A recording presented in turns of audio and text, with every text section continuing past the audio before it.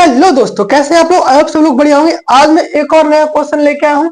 ये one question हमारा चल रहा है, इसका आज मैं एक और क्वेश्चन लेके आऊँ। ये आज आज इसमें दो क्वेश्चन लेके आया हूँ मैं। पहला क्वेश्चन है जैविक चोरी, दूसरा है पेटेंट क्या होता है।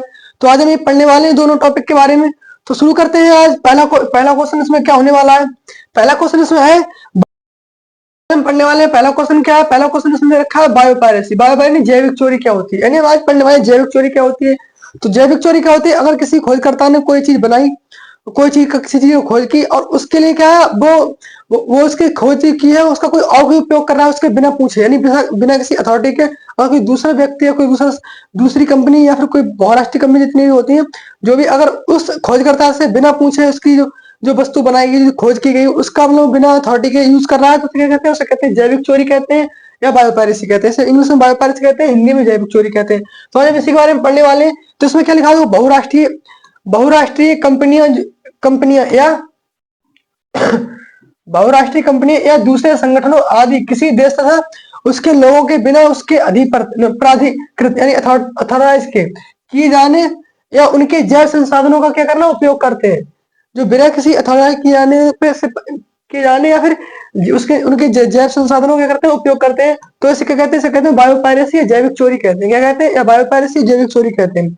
ये इस उदाहरण देते हैं। उदाहरण पे इंडिया जो क्या, अपनी इंडिया है, उदाहरण के तौर पे है। देखो एग्जाम्पल क्या है, भारत में उगने वाले धान का पेटेंट, जो भारत में उगने वाले धान थे, उसका पेटेंट जो अमेरिकी कंपनी ने ले लिया है।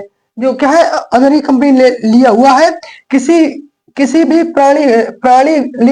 प्रणालीगत क्या अनुमति के बिना किसी जैव संसाधनों को क्या करना, उपयोग करना, क्या कहलाता है? बायोपायरेसी जैविक चोरी कहलाती है। जो इंडिया में जो चावल उगता था, उसका पेटेंट किसने करा लिया? उसको करा लिया अमेरिकी कंपनी ने करा लिया। तो ये एक प्रकार की क्या है, ये एक प्रकार की होती है जैविक चोरी।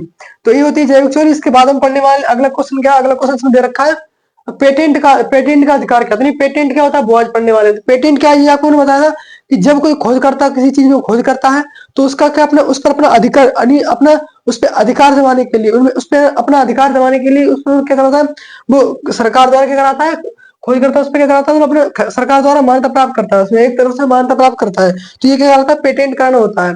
तो इसमें ये लिखा हुआ है, पेटेंट किसी सरकार द्वारा, पेटेंट किसी सरकार द्वारा खोजकर्ता को उसकी खोज या खोजकर्ता के प्रति दिया गया क्या अधिकार है। ये क्या एक प्रकार का अधिकार होता है, जिसके द्वारा किसी भी अन्य को उस खोज के व्यावसायिक प्रयोग से रोका जा सके, ताकि कोई और व्यक्ति उसकी उसी प्रकार की खोज करता है तो उससे मतलब रोका जा सके, क्योंकि उसने पहले ऑलरेडी इसकी खोज हो चुकी है, और उसका उसका जो अधिपत्र होता है, जो अधिकार होता है, वो किसी और ने ले लिया होता है। तो उसे क्या कहते हैं? पेटेंट कहते हैं।